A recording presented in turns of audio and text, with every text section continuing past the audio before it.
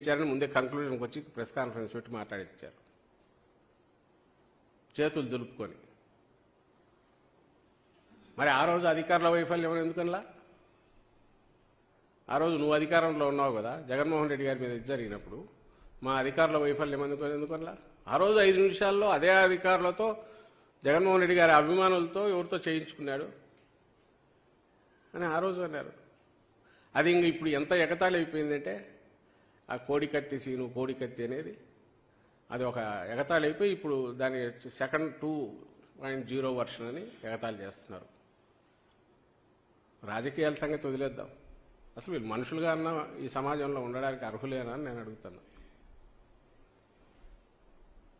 ఇది ఎందుకు చూపిస్తున్నాం అంతగా అంటే మళ్ళీ మళ్ళీ అడుగుతున్నాం, ఎవరైనా నటించాలనుకునేది ఆ లక్షణాలు ఉండేది వాళ్ళకున్నాయి, దట్స్ ఎ డిఫరెంట్ ఇష్యూ, దానివల్ల నేను పోదలుచుకోలే.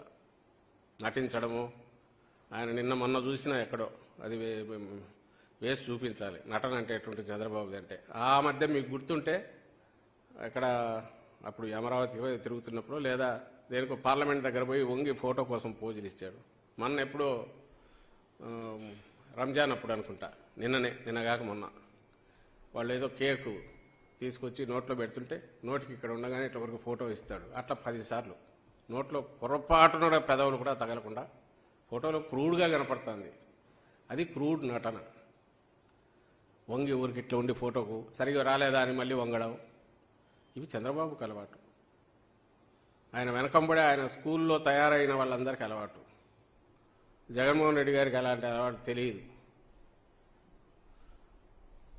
పైగా ఒకవేళ అలా అందామనుకున్నా ఇదేదో కట్టుకొట్టుకుని తిరగట్లా కనపడుతోంది, గాయం కనపడుతోంది. అయినా సరే వాళ్ళు అదే దీనికి తీసుకుంటున్నారు.